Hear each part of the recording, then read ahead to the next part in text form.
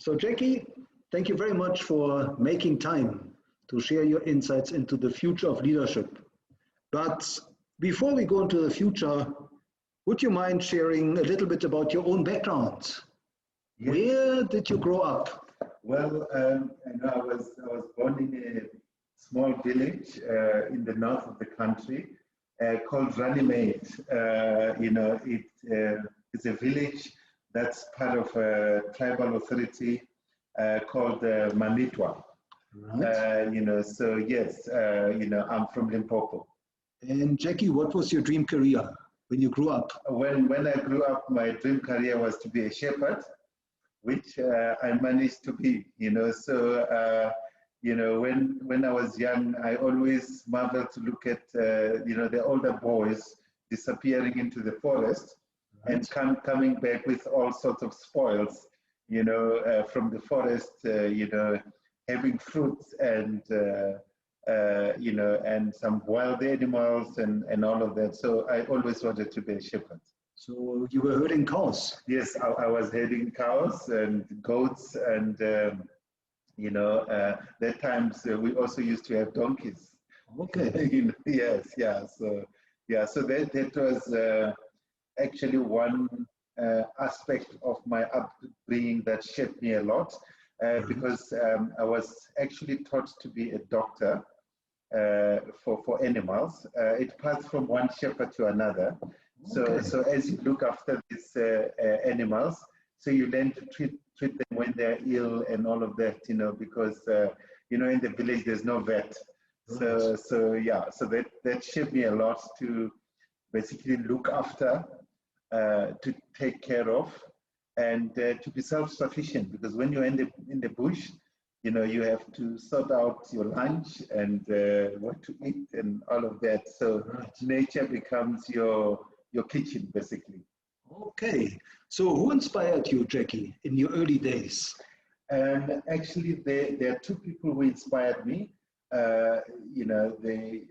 One was my aunt. She passed away, and her husband. So they actually started my village.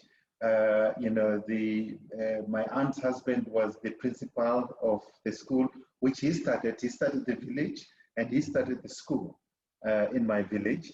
And so, I spent almost 80% of my childhood at their place. So they mentored me, and so they taught me discipline and responsibility. The animals I was referring to belonged to them. So I became a shepherd in their family. And even to this day, I feel if it wasn't because of them, I wouldn't be where I am today. Well, today, you are the chairman and founder of Aurik, and you're shepherding entrepreneurs, if I may say. Absolutely, yes. Can you tell us a little bit more about Aurik?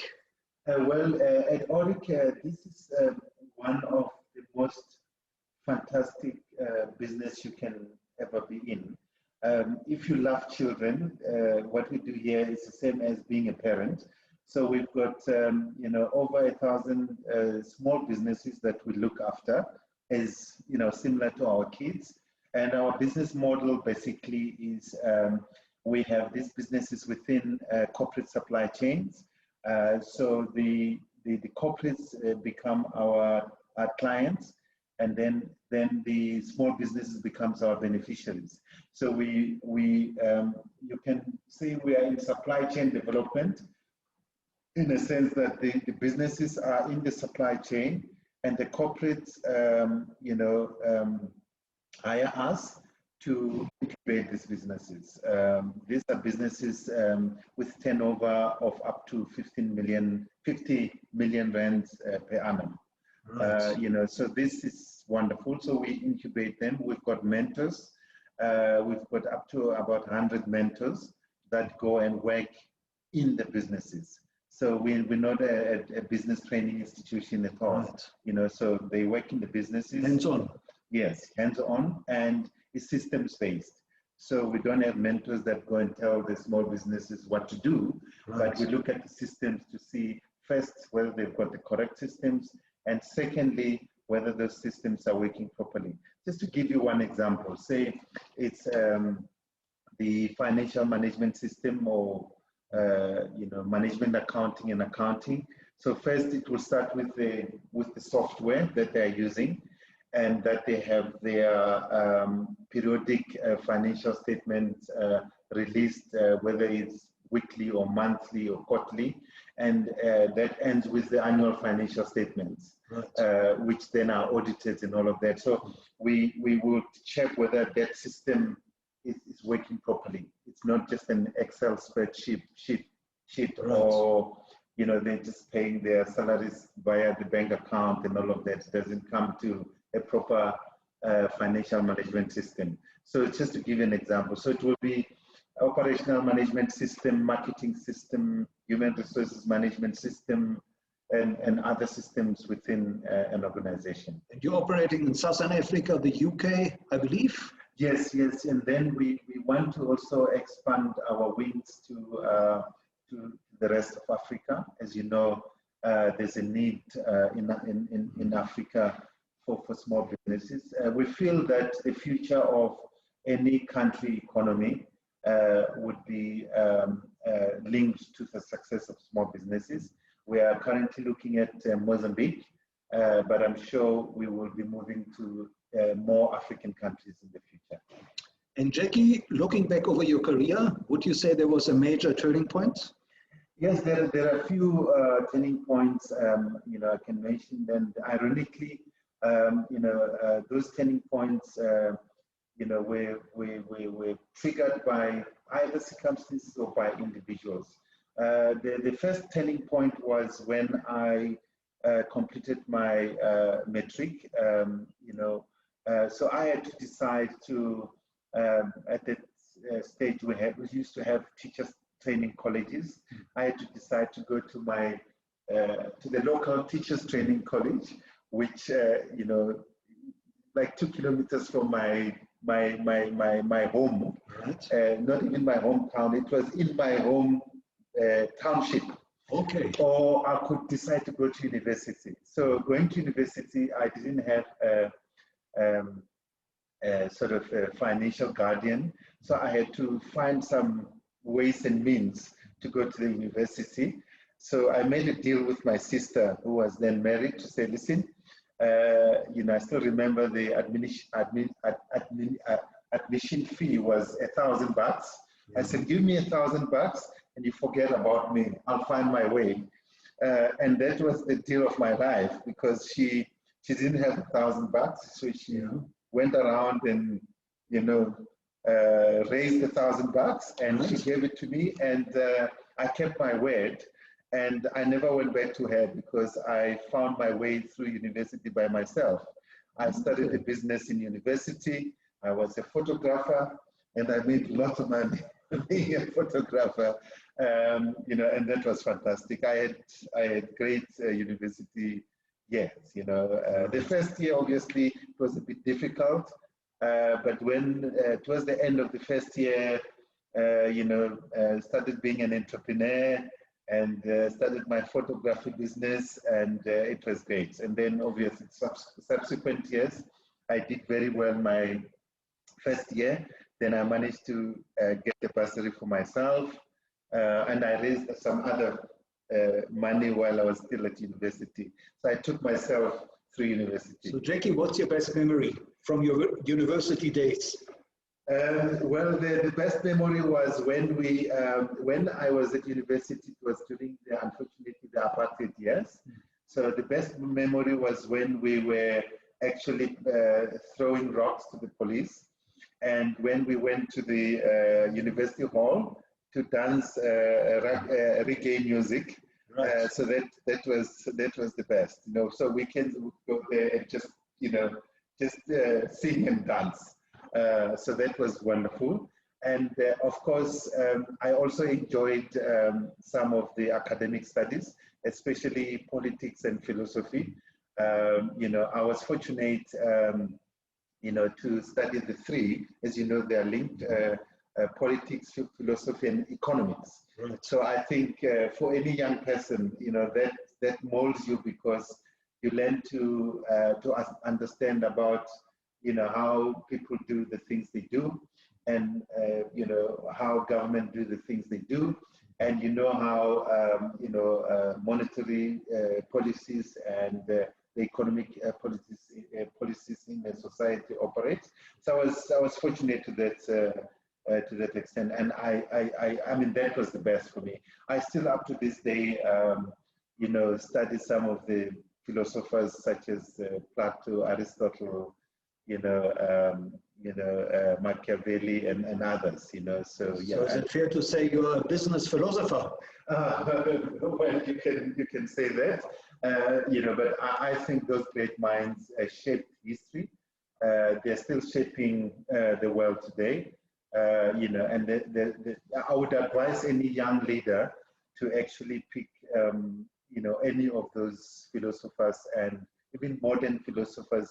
Believe me, there are modern philosophers as well that you can actually understand how things happen in society. Yeah. So Jackie, what is driving you today? So it's fun. So I'm here. I'm building this business with my two partners for fun. So I love what I'm doing. So in my earlier career, I was doing it because I thought you must have a career. So from my first job, to my many jobs, and I've been fortunate to work in listed companies, in big companies. It was almost a natural progression. Yes, yeah. I can't even remember one struggle I had in progression, but it was almost like you are in a journey, and I'm at a point where what is driving me is fun. So there's nothing more exciting to have a business that's got a turnover of 10 million rands, and then in 3 years' time, it's got a turnover of 100 million rands, and it's because of what you've done to that business. And when you see the faces of the owners of those businesses, the entrepreneurs and all of that, it's really fun, So yeah, so that drives me today, So business for me, it's like a game, so I enjoy it that way. So Jackie, looking into the future, what does the future of leadership mean to you? I think caring. There's this saying that a fish rots from the hand. Mm-hmm. So as a leader, in my view, I think it's important to having a caring attitude. And the issue of mentorship, it doesn't have to be formal. It can be informal. So if you are fortunate, to have experienced various business settings, such as boards or working in various business organizations, I think it's a good thing to first do the storytelling. So, whoever the young leaders you are fortunate to be with can learn from that, but also to impart all the wisdom that you've accumulated through time. So for me, it's easier because I grew up like that. In the village, you'll have the elders telling you stories. Actually, some of the stories, it's only now that I'm actually realizing the lessons, because they would never tell you the lessons. They would leave it to you to figure it out. What is the lesson, of that story? I mean, the most, interesting one is when I grew up, they used to tell boys that you must never sit on a rock that is used, when you cook, you have big rocks, 3 rocks that you put so that you can put your balance your you can balance your pot to cook. Right. And then they will say, you know what, you must never sit on the rock that is used to cook. So when I was young, I thought they were saying, well, that rock is used to cook the food. So when you sit on the rock, it's like you're sitting on the food. And when I grew up, I realized they didn't want you to bend your jaws, because you never know whether the rock is, the rock is hot or not. Right. But they will never tell you, listen, if you sit there, you'll bend your jaws. They'll just say, you know what, you must never sit on a rock that is used Right. to balance the pot to cook. So those storytellings, storytelling sessions with the young ones, I think is still relevant today. And Jackie, what have you learned from your own journey that you consider most important for building future leaders? In other words, what does it take to build future leaders? I think the number one is never stop learning. If I can just pick one thing, that's that. So for me, it was by default, and I wouldn't encourage someone to do it by default. So I enjoyed studying. So I've got 4 degrees, 2 master's degrees, and all of that. And I did that not because I was doing it for a job. I did it because I enjoyed it. But little did I realize that, the knowledge that I accumulated doing that would be the bedrock of what I'm doing. So I'm actually doing that as a matter of course today. I read whatever I come across, and listen to, business talks and all of that.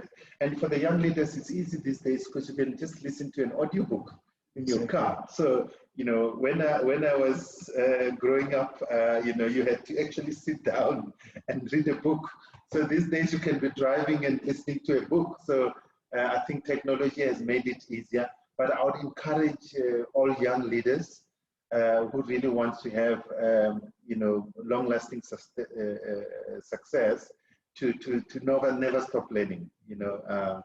I think it's something that you do until you leave this world. Right. Yeah. And Jackie, when it comes to social media, what is it you tell aspiring leaders? How should they navigate social media to build their own leadership brands? I think it's important to keep in touch with what is happening. There are various media, as you know, but social media is very important because remember I said don't stop learning. You might as well know that someone knows something and they post it in whatever media tool that they're using, such as LinkedIn or or Facebook or other tools.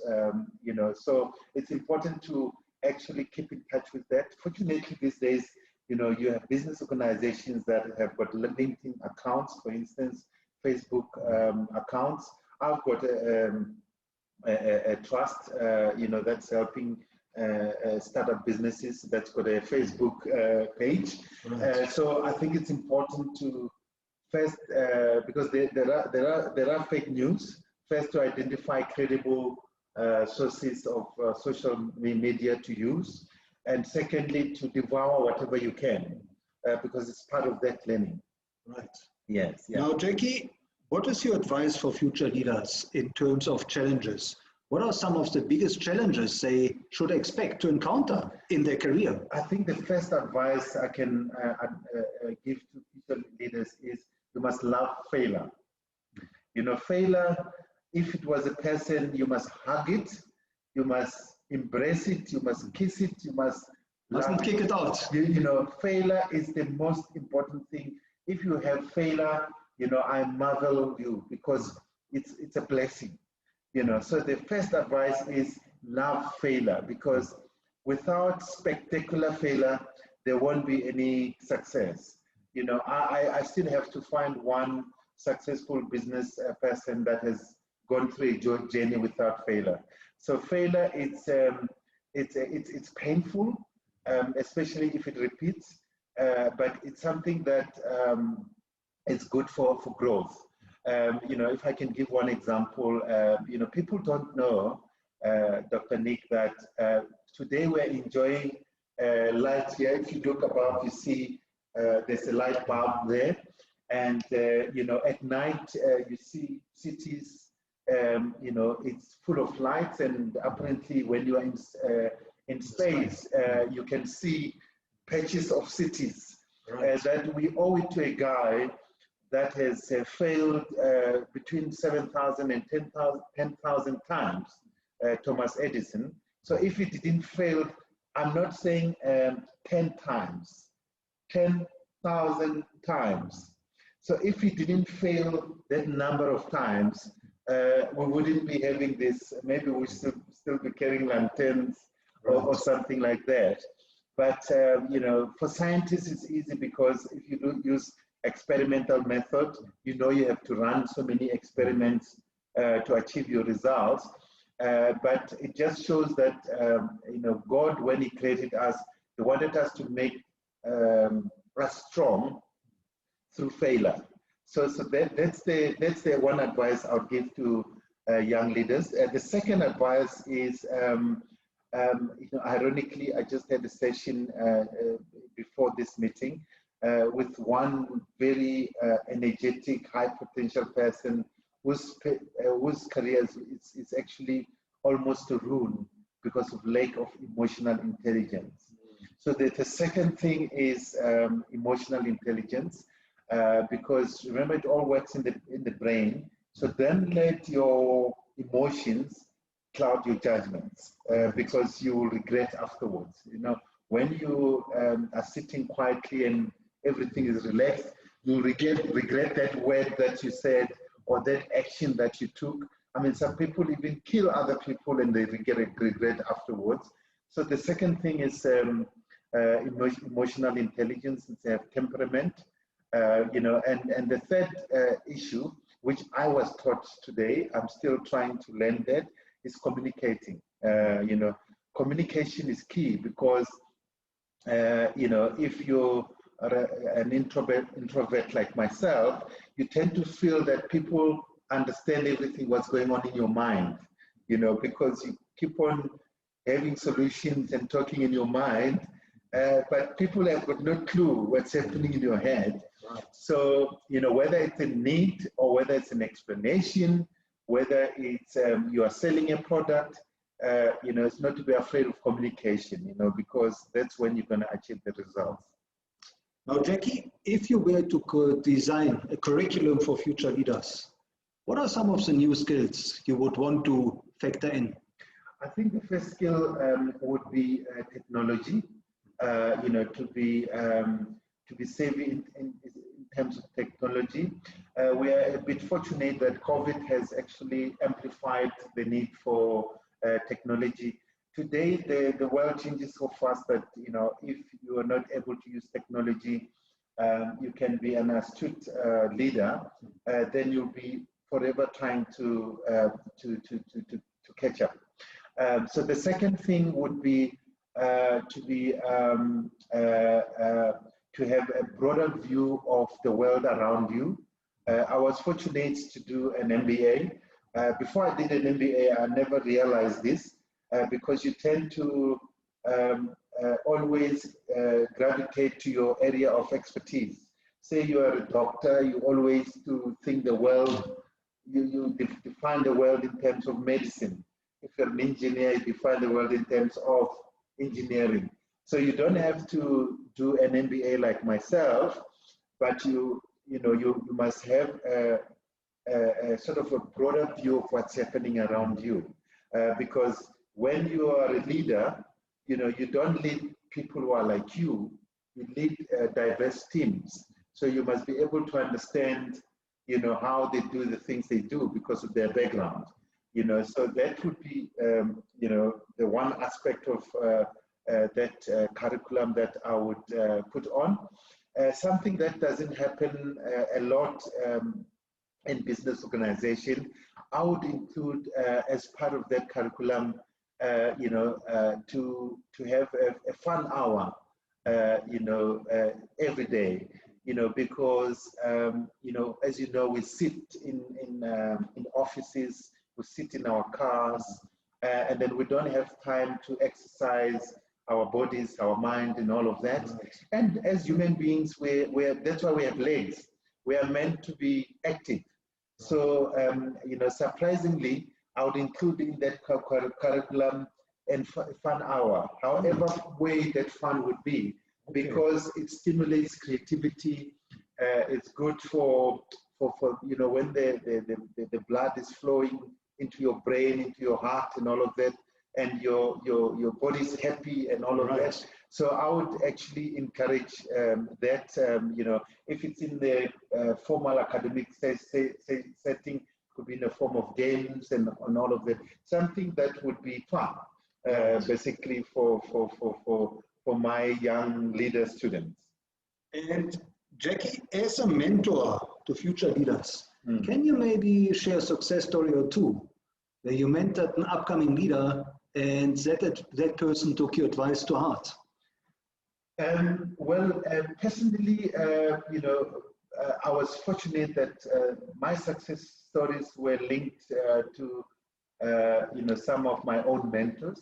I had a mentor, who was my boss for close to 10 years in one large mining company.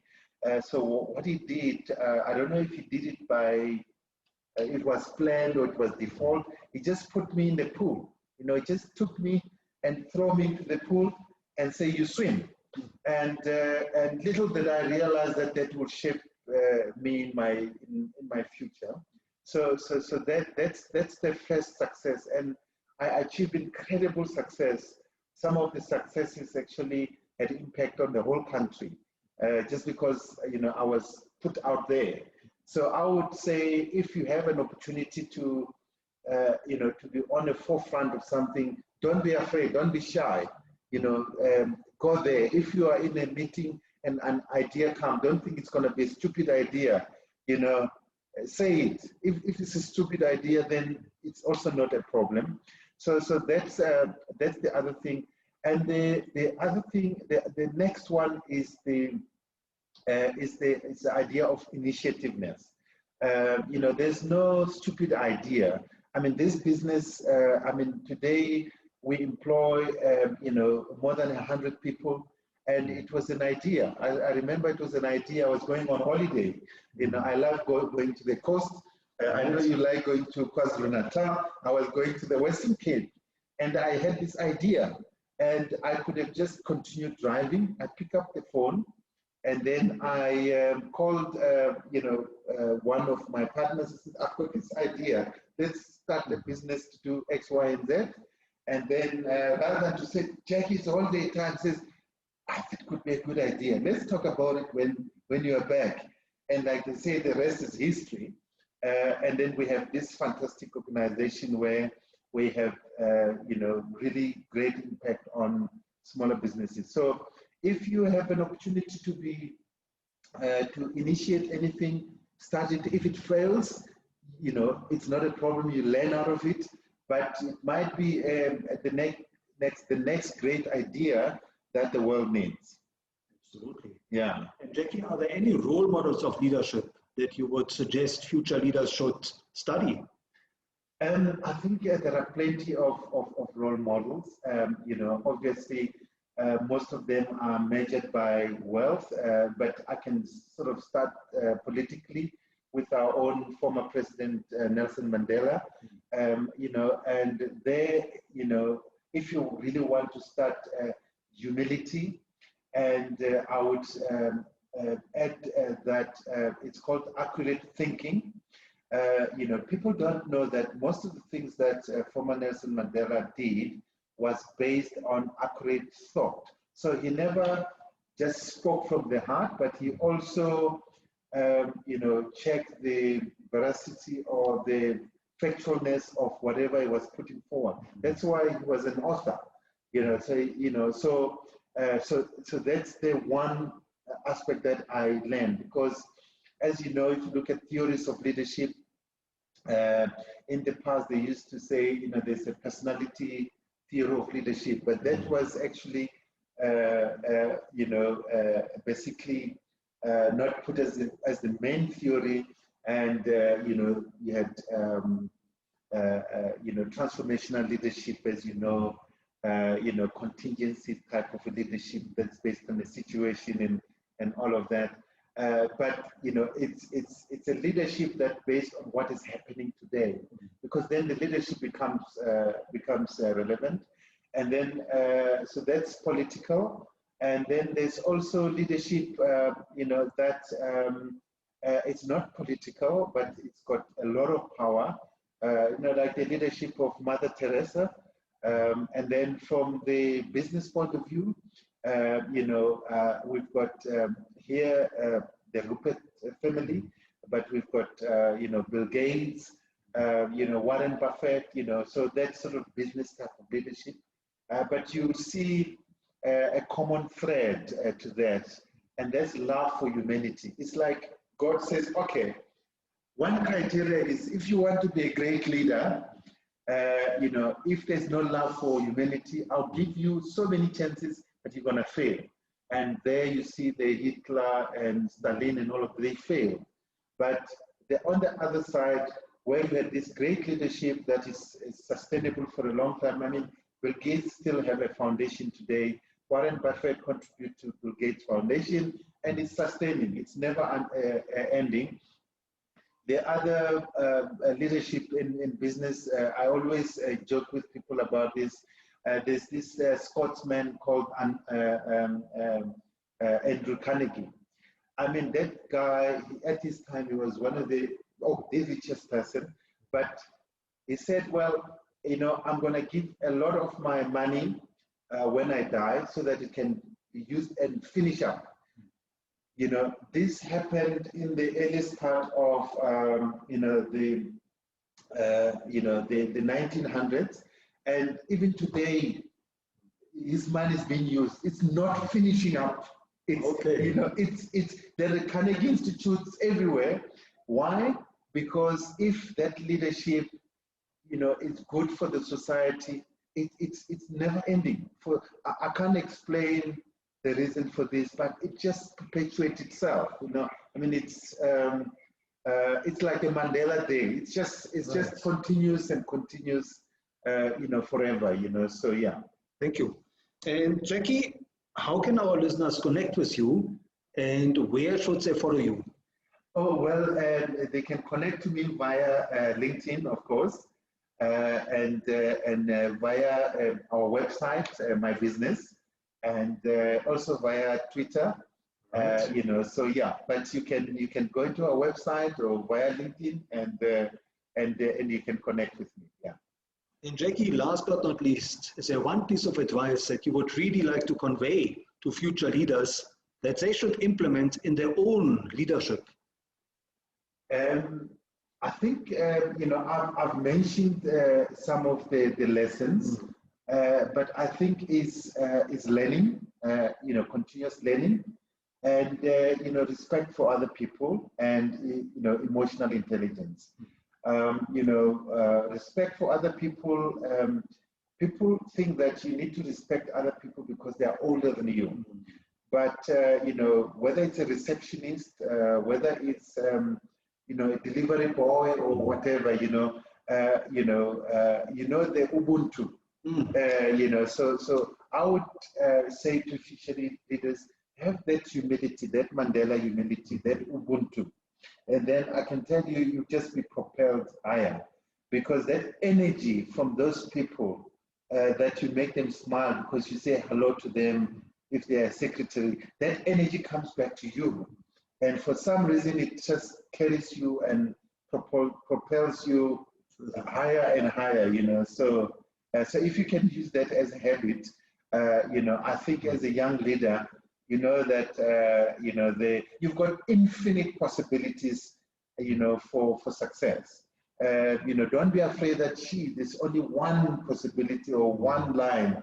There are infinite possibilities. You know, you can be anything. Well, Jackie, thank you so much for sharing your insights and your wisdom. Thank you so much. Into the future of leadership. Yes. And reminding us that love for humanity is a key hallmark. Yes, absolutely. Yes. Thank you. Thank you so much.